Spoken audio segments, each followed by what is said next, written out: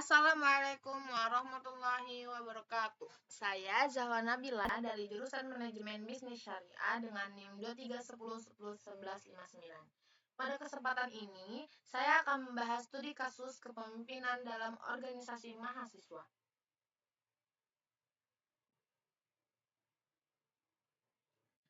Studi kasus ini mengangkat dua gaya kepemimpinan yang berbeda, yaitu kepemimpinan calon A dan calon B, yang serta dampaknya terhadap organisasi. Analisis ini akan mengacu pada teori-teori kepemimpinan dan motivasi yang relevan. Oke, selanjutnya. Di sini saya akan menceritakan terlebih dahulu studi kasusnya itu. Di sebuah organisasi kemahasiswaan, pada sebuah perguruan tinggi swasta Islam, terdapat dua calon ketua yang sedang bersaing dalam pemilihan ketua umum organisasi mahasiswa tersebut. Organisasi ini memiliki sekitar 250 anggota aktif yang terdiri dari berbagai jurusan. Calon A adalah seorang mahasiswa yang dikenal sangat populer di kalangan anggota karena kemampuan komunikasi dan jaringan sosialnya yang luas. Namun, calon A seringkali mengambil keputusan secara terburu-buru tanpa melibatkan anggota lainnya. Ia cenderung mengandalkan otoritas pribadinya untuk memimpin, tetapi beberapa anggota merasa tidak pernah dilibatkan dalam proses pengambilan keputusan. Selain itu, karena kemudahan dalam bergaulnya dengan siapa saja, maka calon A ini seringkali mengabaikan janji dengan teman, menganggap enteng ketika berkomitmen. Di sisi lain, calon B adalah seorang mahasiswa yang lebih pendiam, namun dikenal memiliki kemampuan mendengarkan dan bekerja sama dengan baik. Calon B cenderung diskusi, namun beberapa anggota merasa calon B kurang tegas dan cenderung menghindari konflik, yang terkadang mengarah pada ketidakjelasan arah organisasi. Setelah pemilihan, calon A terpilih menjadi ketua umum dengan suara mayoritas, namun beberapa minggu setelah pelantikan, beberapa anggota mulai mengeluhkan cara kepemimpinan calon A yang cenderung otoriter. Sementara yang lainnya merasa tidak diperhatikan dalam pengambilan keputusan penting. Pada saat yang sama, terdapat beberapa anggota yang mulai merasa kecewa dan mempertanyakan efektivitas kepemimpinan calon A. Nah, yang akan saya analisis ini ada 7. Yang pertama, analisis kepemimpinan calon A dan calon B. Yang kedua, identifikasi gaya kepemimpinan calon A. Yang ketiga, dampak kepemimpinan otoriter terhadap kinerja tim. Yang keempat, solusi untuk calon A. Yang kelima, evaluasi kepemimpinan calon B. Yang keenam, hubungan kepemimpinan dengan motivasi anggota. Dan yang terakhir, menciptakan kepemimpinan yang inklusif dan efektif. Nah, yang pertama, analisis kepemimpinan calon A dan calon B. Dalam kasus ini, calon A dikenal sebagai pemimpin yang populer karena kemampuan komunikasi dan jaringan sosialnya. Namun, ia sering mengambil keputusan terburu-buru dan cenderung otoriter, sehingga anggota merasa tidak dilibatkan. Di sisi lain, calon B adalah pemimpin yang pendiam tetapi memiliki kemampuan mendengarkan dan bekerja sama dengan baik. Kelebihan gaya kepemimpinan calon B adalah inklusivitasnya, tetapi ia dianggap kurang tegas sehingga arah organisasi menjadi kurang jelas. Berdasarkan teori kepemimpinan, gaya calon A lebih mendekati kepemimpinan otoriter, yang cepat dalam pengambilan keputusan tetapi sering mengabaikan partisipasi anggota. Sedangkan calon B mendekati gaya kepemimpinan kolaboratif yang membangun keterlibatan dan motivasi anggota. Dalam jangka panjang, gaya kepemimpinan calon B lebih efektif karena menciptakan rasa memiliki di antara anggota. Jadi, analisis kepemimpinan ini, kalau misalnya ditanya lebih bagusan calon A atau calon B, itu sebenarnya lebih bagus calon B, kepemimpinan calon B, karena kepemimpinan calon B itu lebih efektif karena menciptakan rasa memiliki di antara anggota. Jadi kayak dia tuh lebih nanya pendapat dulu gitu loh. Kayak setiap mengambil keputusan, setiap ada hal yang mau diputuskan itu dia dirapatin dulu gitu sama anggota lain gitu. Nah, seluruh anggota ya, bukan cuman anggota lingkupan kecil aja. Jadi seluruh anggota organisasinya ini. Nah, selanjutnya identifikasi gaya kepemimpinan calon A. Calon A ini dapat disimpulkan itu cenderung menggunakan gaya kepemimpinan otoriter. Contohnya, ia sering membuat keputusan sendiri tanpa melibatkan anggota seperti yang disebutkan dalam kasus, ya kan? Terus habis itu gaya calon A ini itu sangat bertentangan dengan prinsip kepemimpinan transformasional yang kepemimpinan transformasional ini itu tuh dia tuh seharusnya menginspirasi anggota untuk berpartisipasi aktif dalam mencapai tujuan bersama, ya kan? Itu calon A tuh nggak kayak gitu. Calon A itu lebih ke gaya kepemimpinan yang otoriter, yang ngambil keputusan sendiri, ya kan? Nah, yang ketiga itu dampak kepemimpinan otoriter terhadap kinerja tim, ya kan? Kepemimpinan otoriter seperti yang diterapkan calon A memiliki dampak negatif jangka panjang, seperti menurunnya motivasi, rendahnya keterlibatan anggota, dan meningkatkan konflik internal, ya Kak. Jadi gaya kepemimpinan calon A ini itu lebih banyak negatifnya gitu buat jangka panjang daripada calon B yang tadi buat jangka panjang dia positifnya lebih banyak gitu kan. Nah, biar untuk mengurangi dampak ini, pemimpin perlu melibatkan anggota dalam pengambilan keputusan dan mendengarkan masukan mereka. Ini akan menciptakan lingkungan yang lebih inklusif dan harmonis. Nah, solusi untuk calon A itu tuh ada 4. Yang pertama, mengadopsi gaya kepemimpinan transformasional yang berfokus pada inspirasi dan pemberdayaan anggota. Jadi buat si solusi calon A ini dia harusnya kayak mengikuti gaya kepemimpinan transformasional. Itu tuh gaya yang kayak membuat anggota tuh terinspirasi sama anggota tuh merasa kayak dia tuh dilibatkan gitu. Nah, yang kedua, itu tuh meningkatkan keterampilan komunikasi dan mendengarkan agar anggota merasa dihargai. Nah, terus yang ketiga, itu mempraktikkan kepemimpinan situasional di mana pendekatan disesuaikan dengan kebutuhan organisasi. Jadinya si calon A ini bukan cuma mendekatin orang-orang yang tertentu aja, tapi dia mendekati semuanya. Jadi itu kayak dirangkul semuanya gitu, kayak calon B, ya kan? Terus habis itu calon A ini harus belajar prophetic leadership, yaitu kepemimpinan yang menekankan nilai keadilan, kebijaksanaan, dan kasih sayang, seperti nilai gaya kepemimpinan Nabi Muhammad SAW.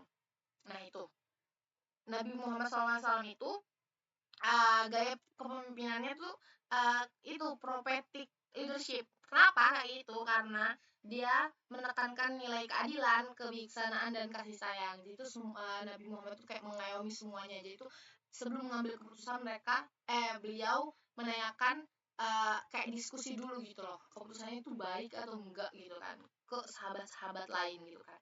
Dan bukan dia dalam diskusi itu bukan cuman yang kayak formal gitu, bukan, tapi itu sambil kayak dibubuhin kasih sayang kayak gitu, kayak maksudnya sambil kekeluargaannya gitu, bukan cuman kayak kita di organisasi ini kita harus serius bla bla, tapi ditambahin dengan bumbu-bumbu kekeluargaan gitulah, kayak kasih sayang gitu. Nah, itulah harus kayak gitu biar semuanya tuh merasa nyaman, karena kan setiap mengerjakan suatu hal itu kayak kesusahan bersama, kita harus ada bumbu-bumbu ya kesenangan gitu kan.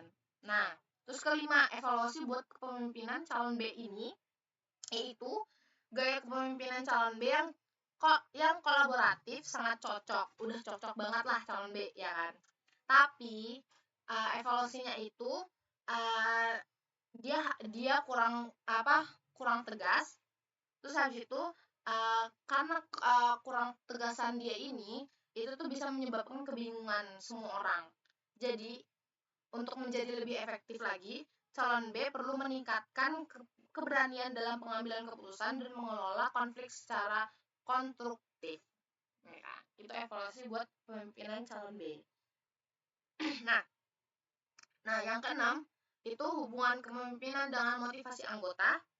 Jadi, berdasarkan teori hierarki kebutuhan Maslow, gaya kepemimpinan kolaboratif seperti calon B dapat memenuhi kebutuhan sosial, penghargaan, dan aktualisasi diri anggota. Sedangkan gaya otoriter, calon A hanya memenuhi kebutuhan dasar saja, seperti keamanan. Hal ini menjelaskan mengapa motivasi dan komitmen anggota lebih tinggi dan dalam kepemimpinan kolaboratif. Gitu. Jadi, kalau misalnya calon A ini sebenarnya cocok aja jadi ketua, tapi dia dia cocok dalam berorganisasi tapi dia nggak cocok jadi ketua gitu, ngerti kan? Jadi kayak yang cocok ini itu tuh gaya kepemimpinan calon B, ya kan? Jadi kayak calon A itu cukuplah jadi anggotanya aja gitu, jangan jadi ketua gitu. Nah, terus yang terakhir, analisis terakhir itu menciptakan kepemimpinan yang inklusif dan efektif. Jadi, untuk menciptakan kepemimpinan yang inklusif, program pelatihan dapat dirancang dengan fokus pada pertama, fokus pada keterampilan komunikasi, ulang-ulang. Jadi, programnya itu biar efektif sama inklusif itu, yang pertama itu fokus pada keterampilan komunikasi efektif, manajemen konflik, dan pengambilan keputusan. Terus yang kedua, fokus pada pengembangan kepemimpinan kolaboratif dengan melibatkan anggota dalam simulasi kasus nyata. Yang terakhir, itu fokus pada integrasi aspek motivasi seperti penghargaan atas kontribusi anggota untuk meningkatkan rasa memiliki dalam organisasi. Jadi, yang ketiga itu kayak kepemimpinan itu harus memberikan penghargaan gitu loh buat anggota. Jadi kayak contohnya, jadi kan aku ikut HMJ ya kan. Nah, dalam HMJ ini ada satu proker di mana prokernya itu kayak storm gitu, kayak staff pokoknya staff terbaik per bulan gitu loh. Setiap bulan gitu kan. Nah, ini kenapa proker ini dibutuhin nih dalam organisasi, karena biar kayak ngebuat anggota-anggota lain jadi lebih semangat lagi gitu setiap bulannya, kayak kayaknya nanti gue bisa nih dapat nih bulan depan gitu kalau misalnya gue lebih rajin lagi gitu. Jadi kayak itu buat semangatin anggota-anggota lain gitu. Jadi kan kalau misalnya kayak kita dapat di bulan ini kayak jadi semangat lagi ke depannya lagi gitu menghadapi proker-proker yang lain gitu kan. Jadi itu proker ini tuh sangat dibutuhkan gitu kan. Nah gitu, jadi kayak buat kayak ngasih penghargaan buat anggota yang udah bekerja keras dengan baik dan punya bakat yang baik banget gitu, dengan cara kayak misalnya kalau di perkantoran itu kayak kenaikan jabatan gitu kan. Nah kalau misalnya kayak organisasi ya paling sebatas kasih hadiah kayak uang atau apa gitu, kayak apresiasi lah gitu ya kan. Nah, kesimpulannya itu pemimpinan yang baik tidak hanya ditentukan oleh popularitas atau jaringan sosial, tetapi juga oleh kemampuan mendengarkan, berkolaborasi, dan mengambil keputusan yang bijaksana. Dengan mengintegrasikan teori kepemimpinan dan motivasi, organisasi dapat menciptakan lingkungan yang inklusif dan mendukung pengembangan seluruh anggotanya. Itu pokoknya. Jadi kalau misalnya mau jadi ketua itu kita harus bisa tegas sama bisa mengayomi semua anggota gitu. Nah, aku punya contoh. Ini sama banget kayak studi kasusnya.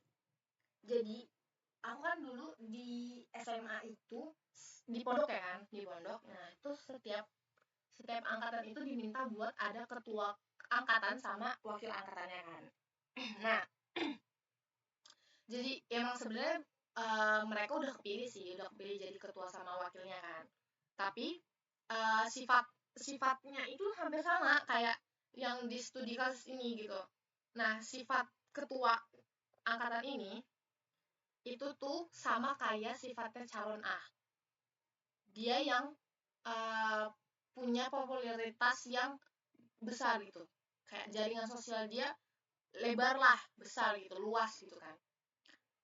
Tapi dia nggak bisa kayak dia langsung ngambil keputusan sendiri gitu, suka semena-menanya lah gitu, ya kan, karena dia ketua angkatannya gitu kan. Terus habis itu, dan sedangkan temen aku ini yang si wakilnya ini itu tuh sifatnya sama kayak calon B gitu. Dia orangnya pendiam, tapi dia bagus gitu dalam berdiskusi dalamnya. Kalau misalnya ngambil keputusan dia pasti diskusi dulu lah sama yang lain-lainnya, sama teman-teman yang lain gitu kan. Nah, makanya kenapa nih mereka berdua bisa terus berjalan karena mereka tuh saling menyempurnakan gitu loh. Kayak kan si calon A ini kekurangannya ini dia ini kan nggak ngambil keputusan sendiri, dan sedangkan kalau calon B ini dia nggak bisa tegas gitu kan. Nah, jadi mereka saling menyempurnakan. Kenapa bisa aku bilang saling menyempurnakan? Jadi tugas si B ini tuh itu tugasnya itu dia setiap ada satu hal yang harus diputusin. Misalnya contohnya waktu itu pengen buat baju angkatan sama, buat perpisahan lah istilah gitu. Otomatis kan butuh ini kan kerja sama bersama gitu satu angkatan. Nah, akhirnya si calon B inilah bantu buat kayak mengajak gitu buat diskusi semuanya gitu, termasuk ngajak si calon A juga gitu kan, gitu biar nggak keputusan calon A nya aja gitu. Nah, dan sedangkan calon A ini tugasnya itu dia ya udah buat menegaskan keputusannya. Jadi kayak misalnya pas kita udah selesai nih diskusi gini, ya kan, pas udah deal bla bla bla, deal tak gitu kan, terus tiba-tiba bulan depan ada yang mau ganti. Nah, si calon A ini bisa menegaskan lagi gitu kan, kita keputusan kita udah kayak gini, nggak bisa diubah lagi bla bla bla kayak gitu kan. Itu udah hasil semuanya gitu, udah keputusan semuanya gitu. Jadi kayak gitu. Nah, itu contoh dari pengalaman aku sendiri. Nah, pesan singkatnya itu, pemimpin yang hebat bukanlah yang sempurna, tetapi yang mampu bekerja sama, saling melengkapi dan menghargai kelebihan serta kekurangan satu sama lain untuk mencapai tujuan bersama. Jadi, si calon A sama calon B ini bisa aja satu organisasi, tapi si calon B mungkin emang lebih bagus gitu kan jadi ketua, ya kan, dia bagus jadi ketua gitu kan. Tapi sebenarnya kalau mau jadi kayak calon calon B-nya ini jadi ketua nih, ya kan. Nah, si calon A ini jadi wakil, jadi tuh kayak ada yang membantu buat menegaskan gitu. Jadi mereka saling melengkapi dari itu. Jadi kayak saling belajar gitulah, kayak saling belajar buat pengalaman mereka juga gitu kan. Gitu aja sih. Nah, udah selesai. Sekian dari saya. Mohon maaf kalau misalnya ada kesalahan.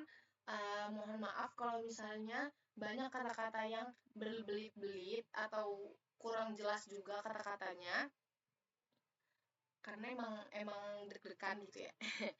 Nah, terus terima kasih buat Bapak dosen, udah ngajarin saya selama 1 semester ini. Maaf banget Pak kalau misalnya selama 1 semester ini saya kurang aktif, kurang kontribusi banget di kelas.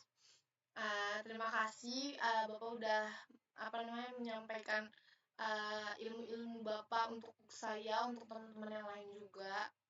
Terus semoga kedepannya saya sama teman-teman saya bisa lulus sama-sama. Terus habis itu terima kasih juga buat teman-teman yang udah ngedukung selama semester ini sampai tugas UAS ini, ya kan. Nah, terus habis itu Nah, terus habis itu semoga video ini bisa manfaat buat penonton, semua penonton. Makasih juga udah nonton videonya sampai akhir. Sekian. Wassalamualaikum warahmatullahi wabarakatuh.